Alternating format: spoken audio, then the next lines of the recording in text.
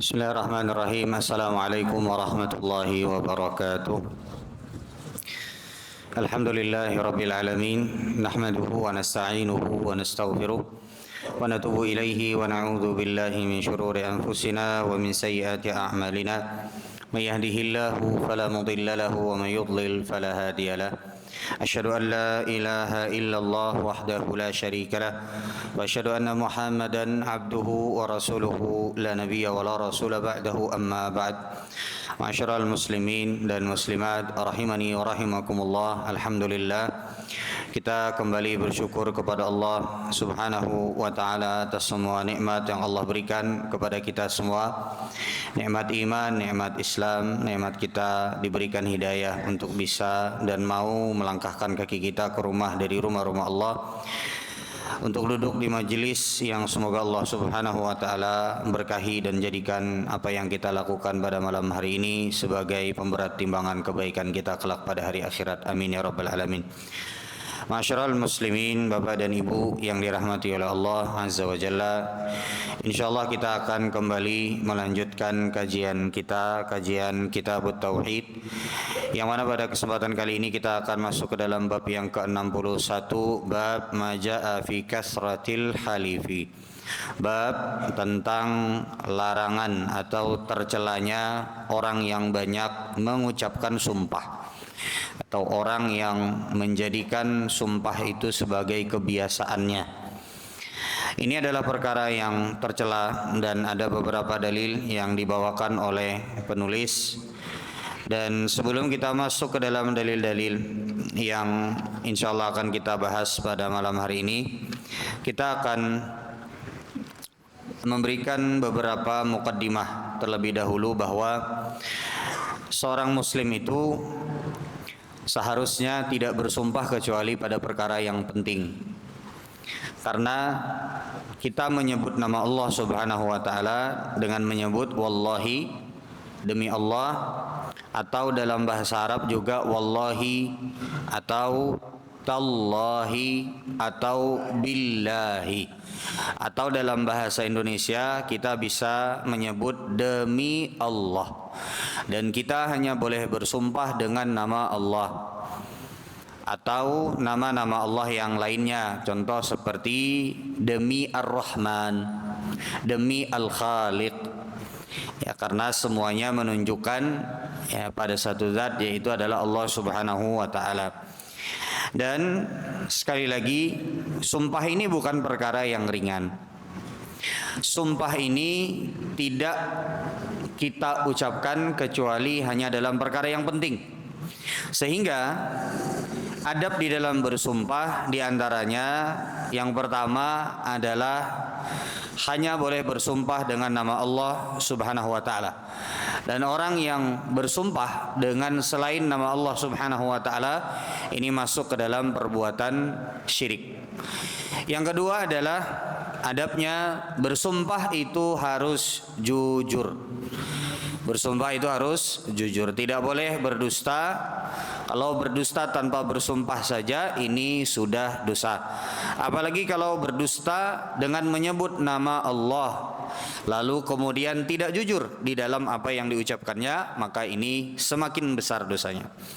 Yang ketiga adalah tidak bersumpah kecuali dalam perkara yang penting. Jadi kalau kita mau rincikan atau kita mau sebutkan adab dalam bersumpah itu diantara intinya ada 3. Adab bersumpah ya yang ingin ditunjukkan oleh penulis dalam Kitabut Tauhid di sini itu ada 3. Yang pertama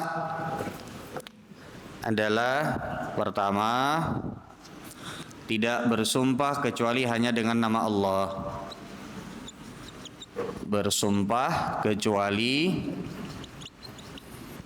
hanya dengan nama Allah.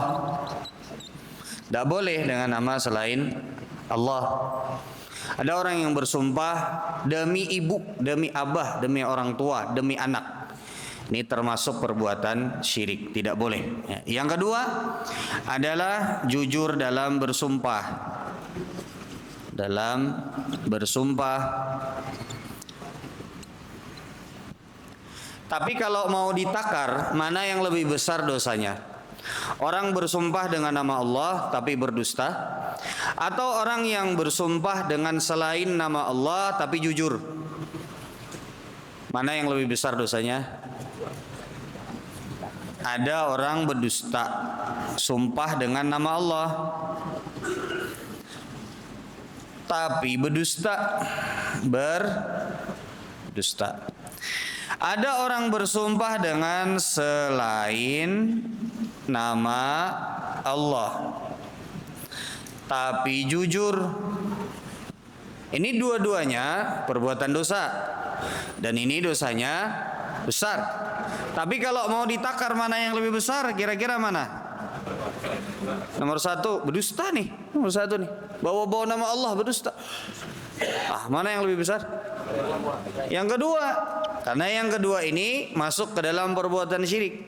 Meskipun bawa nama Allah, berdusta, bukan berarti kita mau menjadikan perbuatan ini sebuah perbuatan yang diremehkan dan ringan, tidak seperti itu. Tapi dosa yang namanya bersumpah dengan selain Allah, ini masuknya dosa kesyirikan. Nah, meskipun jujur, ya, meskipun jujur. Nah, kemudian yang ketiga,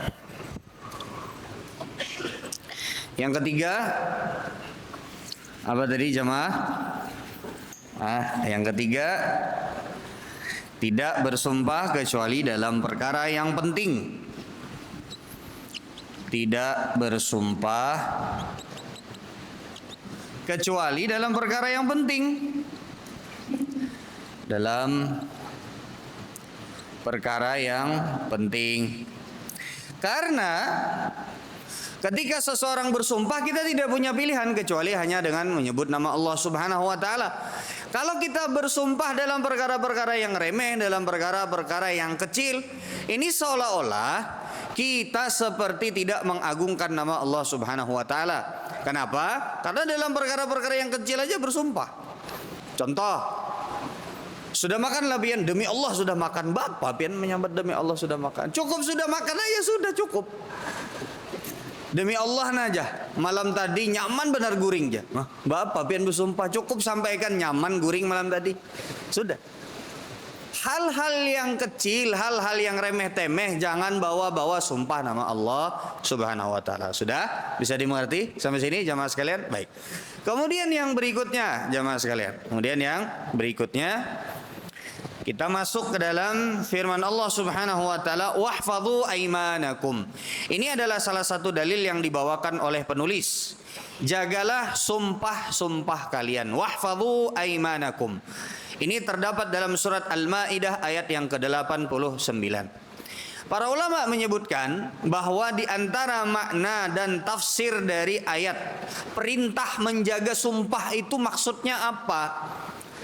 Perintah menjaga sumpah itu maksudnya apa? Yang pertama, maksudnya menjaga sumpah di sini adalah dengan tidak membatalkannya. Makanya orang bilang laki-laki itu yang dipegang kata-katanya. Ini maksudnya diantaranya adalah kalau laki-laki itu harus bisa konsisten dengan apa yang dikatakannya. Apalagi kalau sudah bawa-bawa nama Allah, apalagi kalau sudah bersumpah. Misalnya demi Allah, insya Allah, penghidupan pian ulun tanggung misalnya selama 1 tahun, dapat 6 bulan, rezekinya masih ada, cuman rasa sayang di duit. Baik membatalkan sumpah aja jar sedih. Membatalkan sumpah, kafarahnya kada sampai duitnya lebih banyak kita mengongkosi orang tersebut. 6 bulan dapat dibatalkan sidin sumpah. Nah, ini termasuk dari perkara yang terlarang. Jadi yang pertama makna wahfadhu aimanakum, perintah Allah Subhanahu wa taala untuk kita menjaga sumpah ini dalam surat Al-Maidah ayat yang ke-89, maksudnya di sini adalah dengan tidak membatalkannya.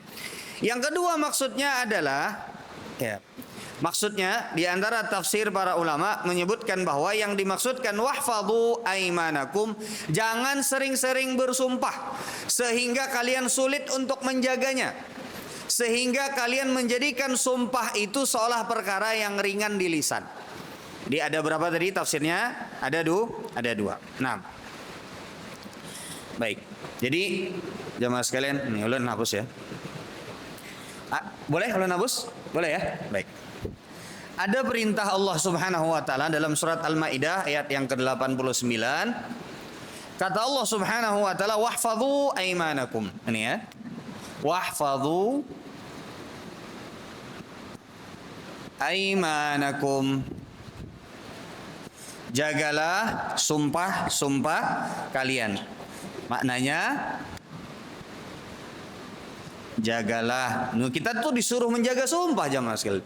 Jagalah sumpah kalian. Apa maknanya kita disuruh menjaga sumpah? Ada beberapa makna. Yang pertama adalah maknanya jangan batalkan sumpah kalian. Dan sumpah ini pada dasarnya ya, kalau sumpahnya itu dalam perkara yang mubah atau dalam perkara ketaatan, nah ini jangan dibatalkan. Tapi kalau sumpah dalam perkara maksiat itu harus dibatalkan. Contoh, kalau ada orang bersumpah demi Allah, ku hantam muhaikam, ku pukul muhaikam, orangnya kada salah. Demi Allah ku pukul muhaikam sampai berdarah, bila kada berdarah kada bulik aku mulai sini.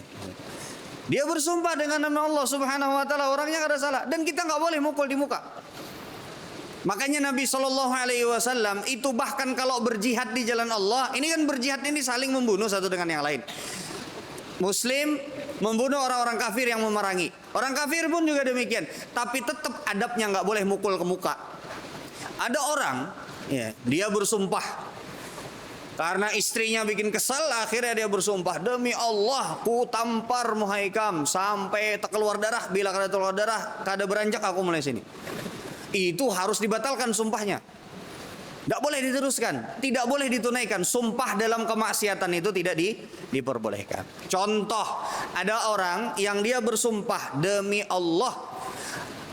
Misalnya nih ya, ada ibu-ibu ngefans sama artis, ya, hamil, lalu kemudian dia katakan demi Allah, ya, pokoknya bila aku bertamu lawan artis lelakian itu, kusuruh inya menjapai parutku supaya anakku bungas kayak artis itu, misalnya. Kan banyak yang begitu jamaah sekalian. Nggak boleh ditunaikan. Kenapa? Karena maksiat bersentuhan dengan yang bukan mahramnya. Nggak boleh ditunaikan. Sudah bisa dimengerti sampai sini. Tapi secara umum dalam perkara yang mubah, dalam perkara ketaatan, maka jangan dibatalkan. Contoh seperti tadi, dalam kebaikan, demi Allah, aku ongkosi hidup ikam 1 tahun. Aku bayari pokoknya ikam selama hidup, selama garing nih, selama 1 tahun. Karena dia punya keluarga sakit misalnya. Aku ongkosi ikam di rumah aja. Pokoknya makan semua, uang jajan semua aku ongkosi. Dapat setengah tahun, ngerasa dia, waduh banyak juga keluarnya duit nih. Mending saya batalkan sumpah saya. Karena orang membatalkan sumpah itu jamaah sekalian memerdekakan budak, atau puasa 3 hari, atau memberi makan 10 orang fakir makin miskin. Kata dia budak sekarang udah nggak ada. Puasa 3 hari gampang aja, daripada keluar duit banyak setengah tahun lagi ujarnya kan. Atau ujarnya munnya kada kawajua puasa selama 3 hari, memberi makan fakir miskin 10 orang. Wah ini ringan aja, nasi bungkus paling 25.000 kali 10 berarti berapa? 250. Amun aku meneruskan mengongkosi orang ini selama 6 bulan bisa puluhan juta habis, dah batalkan aja sudah. Nah ini nggak boleh jamaah sekalian. Kenapa? Karena di sini kita diperintahkan wahfadhu aimanakum, janganlah kalian batalkan sumpah kalian. Sudah bisa dimengerti? Yang kedua di antara maknanya adalah jangan kalian sering bersumpah. Jangan sering dan mudah mengucap sumpah. Kenapa? Karena orang yang mudah mengucap sumpah dan sering bersumpah itu, yang pertama, bisa jadi membuat dia sulit untuk menunaikan sumpah tersebut. Bikin susah untuk menunaikan sumpah tersebut, bikin susah. Yang kedua, di antara sebab kenapa terlarang tadi disebabkan karena ya, membawa nama Allah yang agung dalam perkara yang remeh. Nah, ini diantara maknanya. Sudah? Bisa dimengerti sekali lagi ya, ulun ulangi ya. Dalil yang pertama, Allah berfirman, wahfadhu aimanakum, jagalah sumpah-sumpah kalian.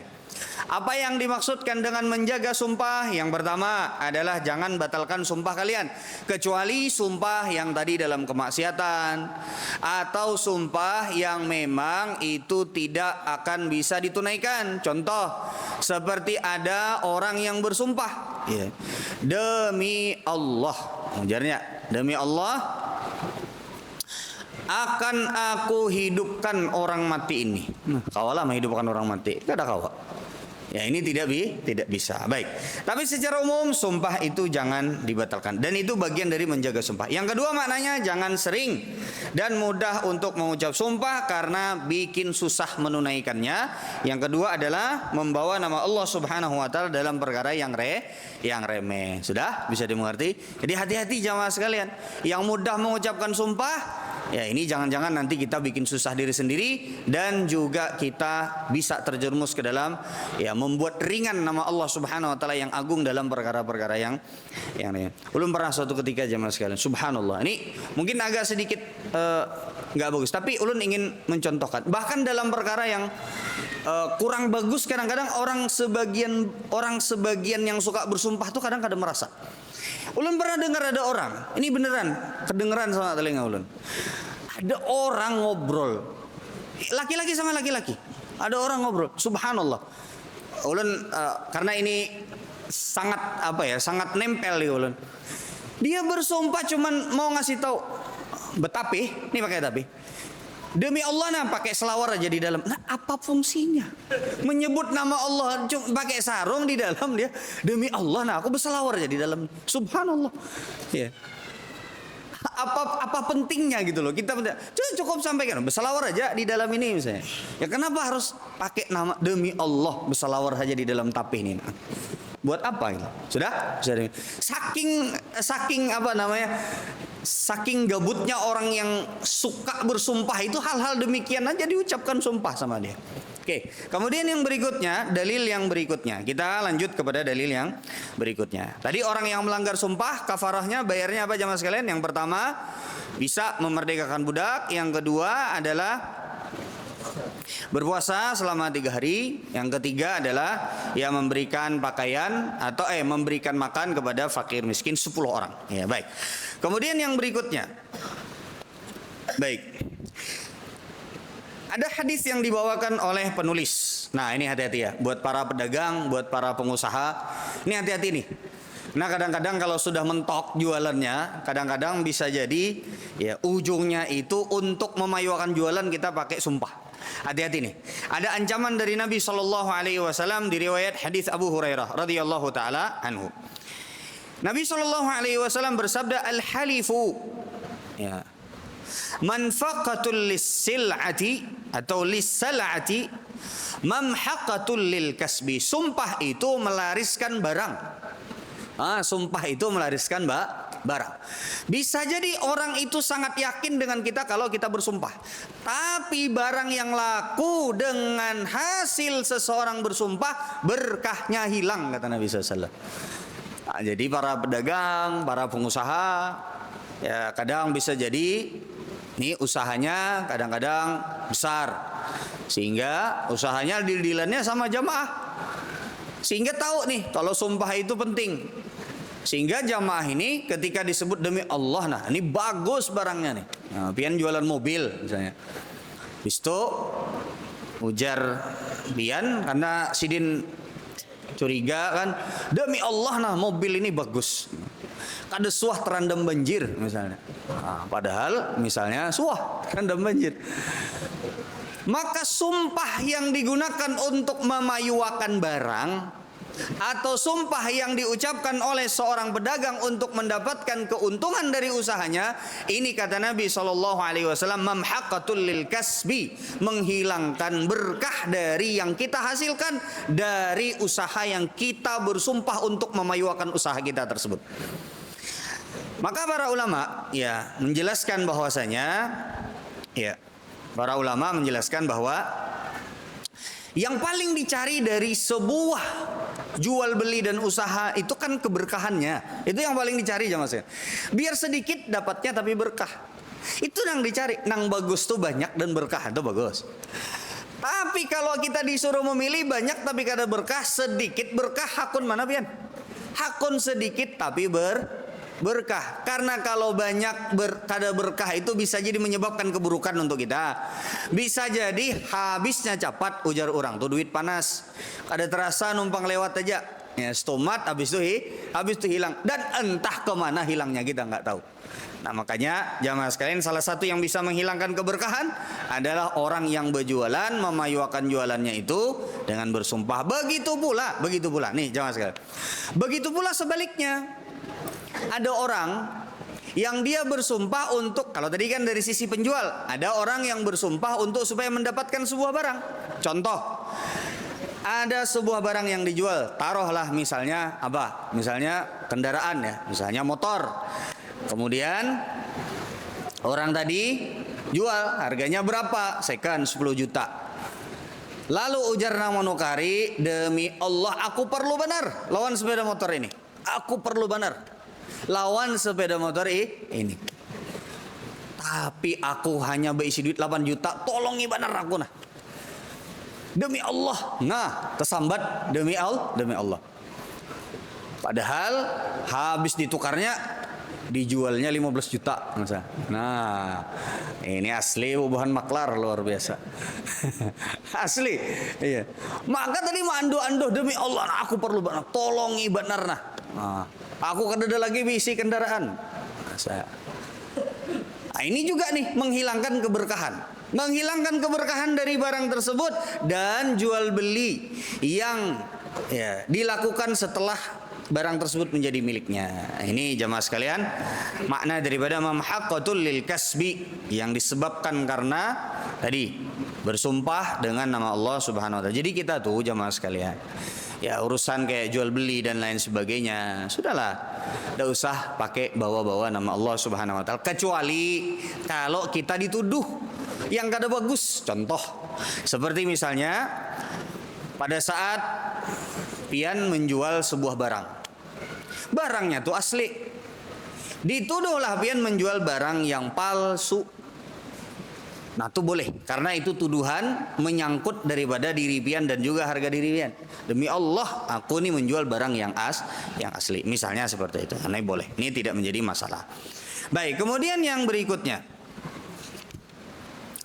Di antara hadis yang dibawakan oleh penulis,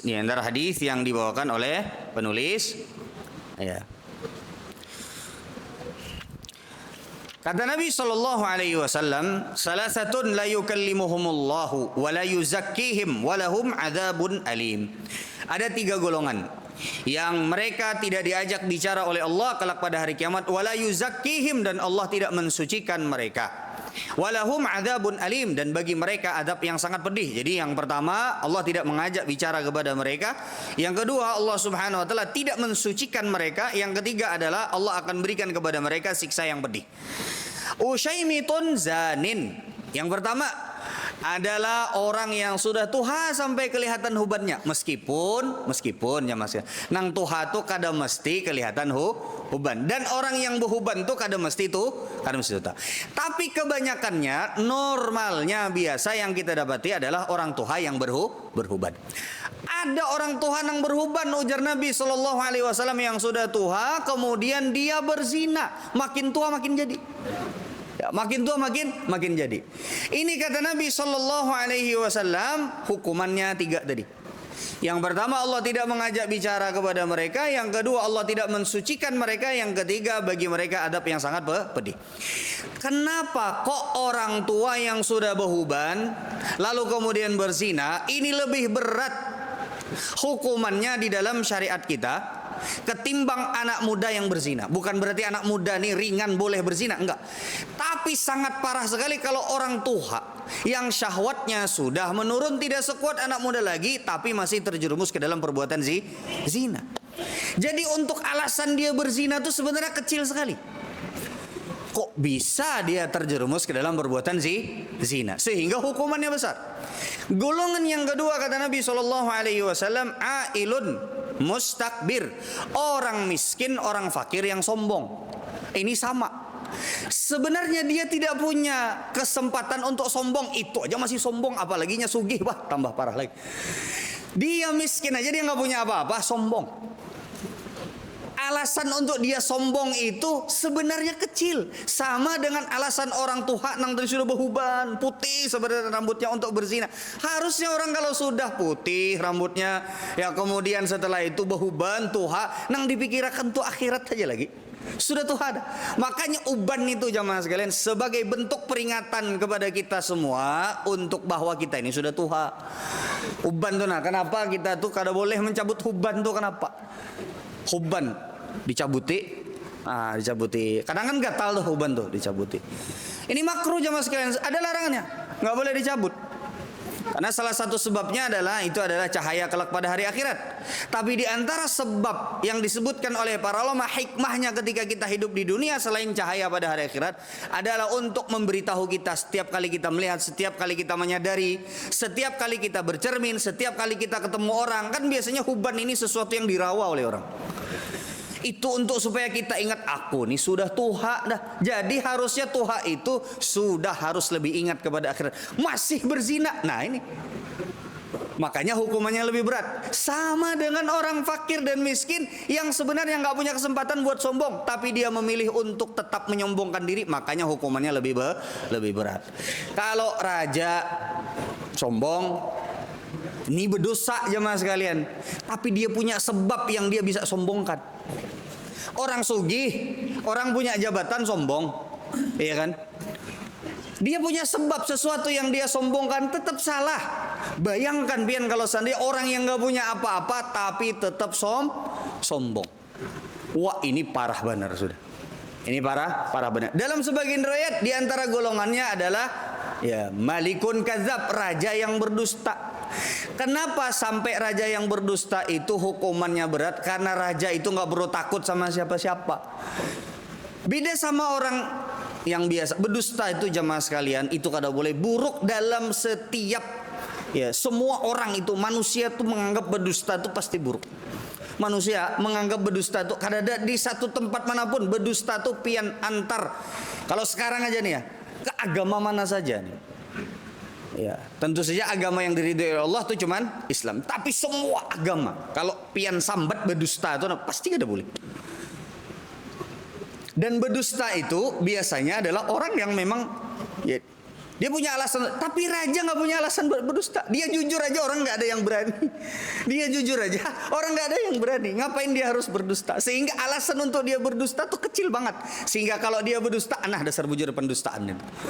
Oke. Yang ketiga kata Nabi SAW. Yang ketiga ini perhatikan. Pian bayangkan. Ini disatukan dalam satu konteks hadis. Orang yang tuha kemudian berzina, kemudian seorang miskin yang sombong. Yang ketiga kata Nabi SAW, warajulun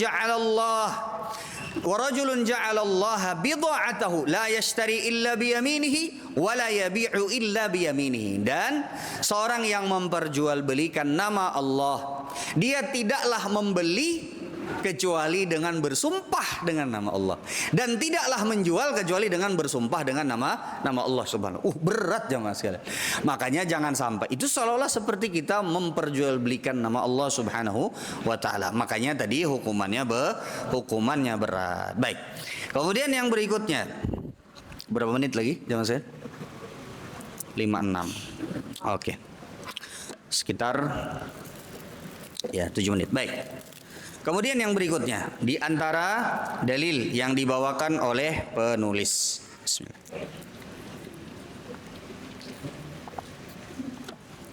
Baik, di antara dalil yang disebutkan oleh penulis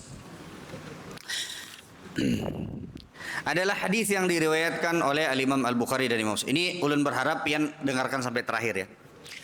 Kalau nanti azan ulun minta dikit waktu karena ini kalau seandainya tidak dijelaskan ulun takutnya nanti salah paham. Baik.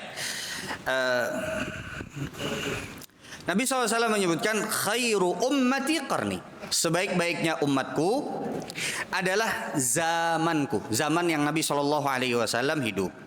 Summal ladzina yalunahum, lalu kemudian yang setelahnya. Maksudnya di sini adalah zaman sahabat Nabi SAW. Summal ladzina yalunahum, lalu kemudian setelah itu zaman tabi'in. Nah, kemudian setelah itu zaman tabi'in. Qala Imran fala adri adzakara ba'da qarnahu marrataini aw thalatha. Lalu perawi hadis ini ya Imran bin Husain menyebutkan, aku ragu, ini Rasulullah nyebutkan berapa kali setelah zamannya Rasulullah. Berarti setelah zamannya Rasulullah itu kan berarti ada zaman sahabat. Setelah zaman sahabat ada zaman tabi'in. Ada setelahnya zaman tabi'in. Makanya dalam sebagian riwayat sampai zaman tabi'in, sampai sebagian riwayat hanya sampai zaman tabi'in. Tapi yang jelas 3 generasi tersebut, para sahabat Nabi, para tabi'in, para tabi'in adalah generasi terbaik dari umat ini. Baik. Lalu kata Nabi SAW, "Tsumma inna ba'dakum qaumun yashhaduna wa la yustashhadun." Lalu akan datang orang-orang, kelompok setelah kalian, orang-orang yang mereka bersaksi tapi mereka tidak diminta untuk bersaksi. Tidak diminta untuk bersaksi. Wa yakhununa wa la yu'tamanun, mereka berkhianat dan tidak bisa dipercaya. Wa yanduruna wa la yufuna wa yadhharu fihimus samin. Mereka bernazar, mereka bersumpah tapi mereka tidak menepati nazar mereka dan sumpah mereka. Wa yadhharu fihimus samin. Dan dalam badan mereka atau bentuk badan mereka terlihat sangat gemuk sekali. Nah, apa maksudnya sangat gemuk? Nah, ulun akan jelaskan. Jangan sampai karena nang gemuk tersinggung. Wah, disebut dalam hadis ini. Enggak. Nanti ulun akan sebutkan maknanya. Baik. Lalu kemudian di riwayat yang berikutnya, masih dalam riwayat Al-Imam Al-Bukhari dan juga Imam Muslim. Khairun nasi qarni, sebaik-baiknya generasi adalah generasiku. Tsummal ladzina yalunahum, lalu kemudian yang setelahnya, tsummal ladzina yalunahum. Lalu kemudian yang setelahnya, tsumma yaji'u qaumun tasbiqu syahadatu ahadihim yaminahu wa yaminuhu syahadatuhu. Sebaik-baiknya manusia kata Nabi SAW adalah ya, zaman Nabi, zaman sahabat Nabi, kemudian juga zaman tabi'in. Kemudian akan datang generasi-generasi setelahnya. Ya, khususnya semakin lama itu generasi itu semakin menurun kualitasnya. Sampai kita-kita yang hidup di akhir zaman ini jamaah sekalian. Sampai kita-kita yang hidup di akhir zaman ini. Kemudian akan datang orang-orang yang kesaksiannya mendahului sumpahnya dan sumpahnya mendahului kesaksiannya. Nah, jadi jamaah sekalian, rahimani wa rahimakumullah. Jadi makna daripada hadis ini jamaah sekalian, Rasulullah SAW mencela orang-orang yang datang di generasi-generasi berikutnya, yang mereka itu diantara kriterianya tidak diminta bersumpah, ya tidak diminta bersaksi, mereka bersaksi. Jadi para ulama menafsirkan, jadi orang yang bersaksi itu kan harus diminta jemaah sekalian. Orang yang bersaksi itu harus diminta. Sebagian orang itu ada yang gawiannya bersaksi, bahkan ketika mereka tidak diminta untuk bersaksi. Padahal yang namanya bersaksi itu tidak ringan. Sebagian para ulama menafsirkan maksudnya di sini adalah orang-orang yang selalu ingin bersaksi tapi menerima upah dari persaksiannya sesuai dengan pesanan orang yang membayarnya. Sudah bisa dimengerti sampai sini mananya? Baik. Nah, sekarang tadi Nabi SAW menyebutkan ada orang yang ketujuh bersumpah. Ya, ada orang yang ketujuh bersumpah. Dan di akhir hadisnya, ini hadis selesai, Nabi SAW menyebutkan bahwasanya di antara tanda-tandanya badannya gemuk, lamak. Oke, sekarang maknanya apa? Ya. Karena pertama, ya, gemuk itu kadang-kadang bisa jadi genetik jangan sekalian. Bisa jadi genetik. Ada orang minum banyu putih aja lamak. Ada orang seperti itu. Ada orang subhanallah makannya banyak, tapi kurus saja terus. Tapi kurusnya genetik. Nah, sekarang yang dimaksudkan dengan gemuk yang disebut oleh Nabi SAW yang tercela ini bagaimana? Baik, para ulama menjelaskan. Para ulama menjelaskan. Maksudnya di sini adalah, nah, wal madhmumu minhu. Ini Imam Nawawi mengatakan, wal madhmumu minhu man yastaksibuhu wa amma man huwa fihi khilqatun fala yadkhulu fi hada wal mutakassibu lahu huwal mutawassi'u fil ma'kuli wal mashrubi zaidan 'alal mu'tad. Yang dimaksudkan dengan gemuk yang tercela yang disebutkan di dalam hadis Nabi sallallahu alaihi wasallam, ya, bukan orang yang memang tercipta gemuk. Tapi ada orang-orang yang mereka sengaja untuk menggemukkan dirinya, makan itu kadaba ingat, minumnya kadaba ingat, sampai membuat mereka jauh dari Allah, susah beribadah kepada Allah Subhanahu wa taala. Karena makan itu kan bikin ngantuk, ya Mas. Ada orang yang berlebih-lebihan makannya sampai dia gemuk banget. Nah, ini maksudnya gemuk yang tercela yang disebutkan oleh Nabi Shallallahu Alaihi Wasallam. Ya, makanya ya maksudnya kalau orangnya memang lamak, ya, artinya kainya lamak, abahnya lamak, inyanya lamak. Ya, ulun kena tahu di wadah pian tuh adakah galar kai lamak tuh adalah hasil. Ada. Ulun tancak mana mandahar bahari itu, yang bobohan tahun 80-an atau 90-an. Wadah siapa? Wadah kai lamak, ya. Ingat, tahu lah bila. Baik. Ada orang yang memang secara genetik mereka gemuk, tapi bukan ini yang tercela, bukan ini, karena itu ciptaan Allah, nggak bisa tiru. Bagaimana? Ciptaan Allah Subhanahu Wa Taala. Tapi yang tercela tadi adalah orang yang makan kada ingat, seolah-olah hidupnya itu isinya cuma makan aja. Ya, makan itu pokoknya pokoknya kada ingat tuh bang, makan minum sehingga dia berat untuk beribadah kepada Allah Subhanahu wa taala. Nah, ini tadi yang tercela. Ini tanda-tanda tadi digabungkan oleh Nabi Shallallahu Alaihi Wasallam dengan yang tadi, orang yang artinya mudah untuk bersumpah. Nah, habis ya? Habis ya? Baik. Ini mungkin yang bisa ulun sampaikan pada kesempatan kali ini. Tapi inti daripada pembahasan kita pada malam hari ini adalah intinya kita yang namanya sumpah itu di dalam Islam perkara yang agung. Jadi jangan sampai kita mudah di dalam bersumpah membawa nama Allah, apalagi dalam masalah kita ingin mendapatkan keuntungan duniawi. Dan tadi juga kita diperintahkan untuk menjaga sumpah. Baik, ini yang bisa ulun sampaikan pada kesempatan kali ini. Kita tutup dengan doa kafaratul majelis. Subhanakallahumma wa bihamdika asyhadu an la ilaha illa anta astaghfiruka wa atubu ilaik. Assalamualaikum warahmatullahi wabarakatuh.